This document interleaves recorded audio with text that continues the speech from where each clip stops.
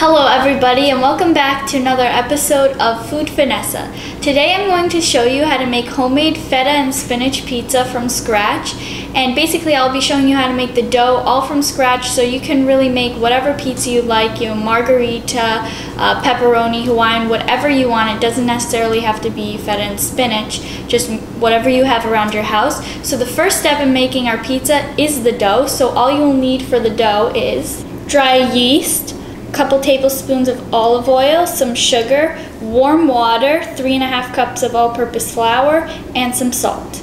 The first step we want to do to make our dough is we're going to add our yeast. Since I'm using instant yeast, I won't have to activate it in warm water, but if you are using dry active yeast, then you will have to do that. So I'm going to add my yeast to the flour, and I'm also going to add the sugar and 3/4 teaspoon of salt into our flour as well. So these are our dry ingredients, and I'm going to give this a nice stir. Okay, that looks pretty good. Now you're going to take your mixer fitted with a dough hook, and we're going to add our dry ingredients to our mixer. First I'm going to take this off.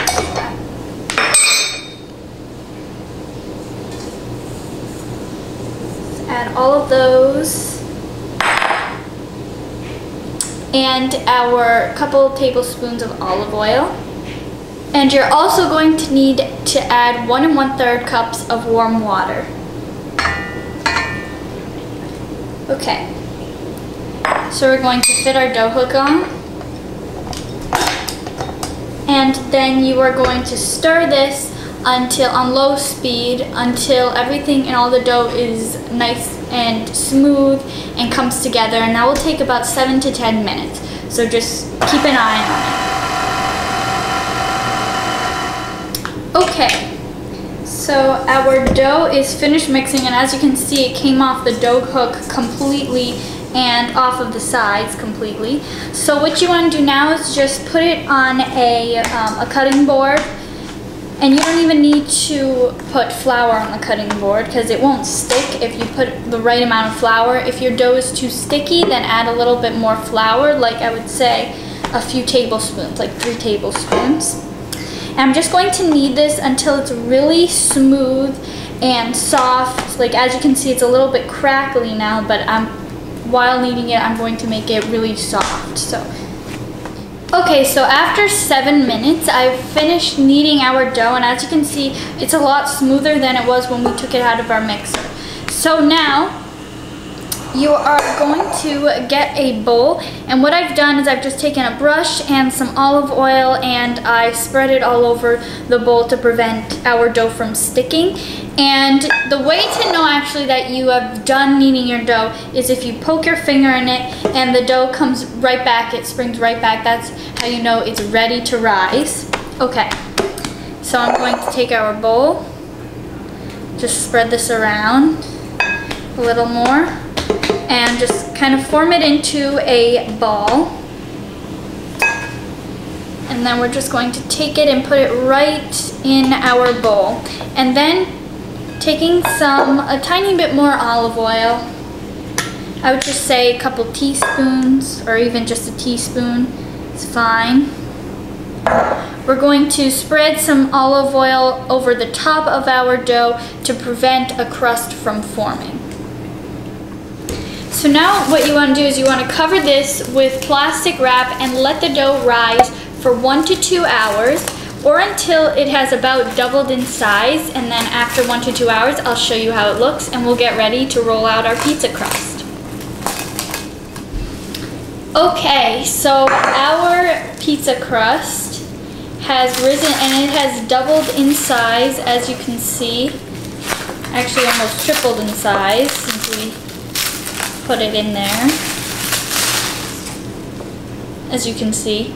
So now just punch down it with your hand. It's really light and fluffy, and on a well-floured surface, just going to sprinkle some flour.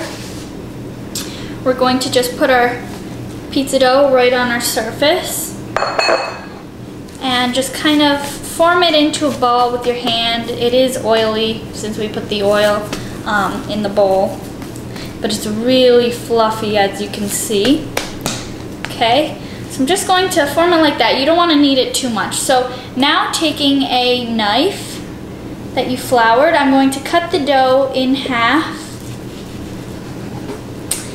And as you can see, I have 2 bowls ready here. So you're just going to put each of your halves into the bowls just like that. Then do the same with the other one. And you're going to let these rest in the bowls for 15 minutes. And you're going to lightly cover them. I would do it with a paper dish, or you can do it with even aluminum foil or plastic wrap, but lightly covered. Don't seal it too tightly. And after 15 minutes, I'll get ready to roll out our dough. Okay, so after 15 minutes, we have our dough, and it's risen even more, so it's become even fluffier. So I have a well-floured surface here. And what I'm going to do with this piece is I'm going to actually cut it in half, because I'm going to make 4 small pizzas instead of 2 12-inch. I have a cookie sheet actually that I flipped over, and then I put a piece of parchment paper on top, and I sprinkled it with some semolina flour. Now you can sprinkle it with semolina flour, you can sprinkle it with cornmeal, which is really good, or you can do more regular flour, but I prefer either the cornmeal or the semolina flour, because those taste the best, and it gives it really nice texture to the bottom of the pizza. Okay, so I'm just going to kind of spread out our mini pizza until it's my desired thickness, which I would say is about 1/4 to 1/2 inch thick. And you also want to have your oven at this point preheated to 450 degrees Fahrenheit. And now what I'm going to do with my hands is I'm actually going to make a little crust or an edge for the pizza. Okay, so our pizza dough looks great in the shape of our pizza. So what you want to do now is let this sit for another 10 to 15 minutes, just so it rises a tiny bit more. And this rising, doing these periods of rising, it really will help the pizza be fluffy and the crust be nice and fluffy and airy and what we want. So after the 10 to 15 minutes, we'll be putting our pizza sauce on and our desired toppings. Okay, so after 15 minutes, our pizza dough has been sitting here, and I prepared all of the toppings. So I have a slew of toppings here. I have some prosciutto, some sliced olives, feta cheese crumbles, some mozzarella, shredded cheese. I have some goat cheese. I have a pizza sauce, your favorite pizza sauce of your choice. And I have some shredded zucchini here and some sauteed spinach that I just sauteed for literally 3 to 5 minutes. What I love about this recipe is that you can make these little personal pizzas and then throw any toppings you have in there. Potatoes, you could even do starch on starch, like potatoes and some cheese, your favorite cheese that you like, so anything. So like I said in this video, I'm going to start off doing like a Greek style pizza. So first thing, I have my pizza dough here. I'm going to take just literally a drizzle of olive oil, like really small amount. I'm just going to brush that over the top, and what the olive oil will do is it will prevent our toppings, the juices from our toppings, soaking into the crust and making the crust soggy when we bake it.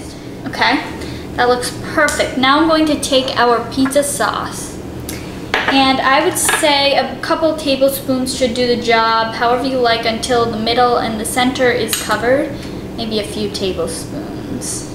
Great. Okay, that's enough pizza sauce. So now what I'm going to do is I'm going to take some of our sauteed spinach just with my hands. Make sure your hands are washed.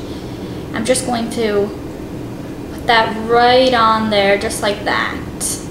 So now I'm going to take our feta cheese. I'm actually going to sprinkle some mozzarella, just a tad, on the top before I put the feta cheese. Taking some of our feta cheese and just sprinkle that on over the spinach and mozzarella. Salty. And then just the last thing I'm going to do is just take some of our sliced olives. It's more like a Mediterranean style pizza or a Greek pizza. And just sprinkle those on the top, just like that.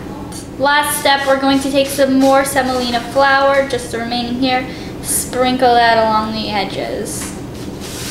Great, and now what we're going to do is you're going to bake this for 12 to 15 minutes or until it's nicely golden brown along the edges and all of our toppings have seeped into the middle and it looks so delicious and the cheese is bubbly and you just want to eat it, and then I will show you what it looks like when we're done baking it.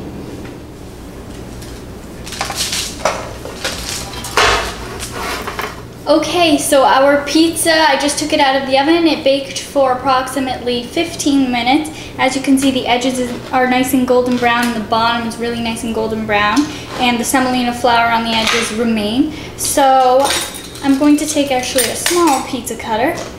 I don't know if you can hear. It's really crispy edges, but then the soft center. I'm just going to take a little slice. And these are really great because you can make them personal pizzas with whatever toppings a certain person might like.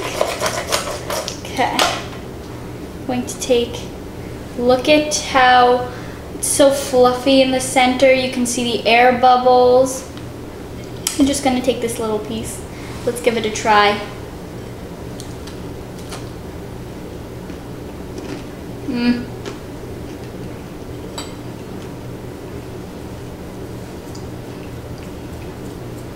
It's really good.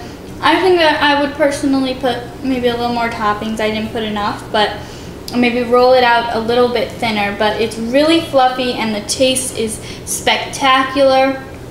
You have to go on my website, foodfinessa.com, to get the written recipe and tons more recipes.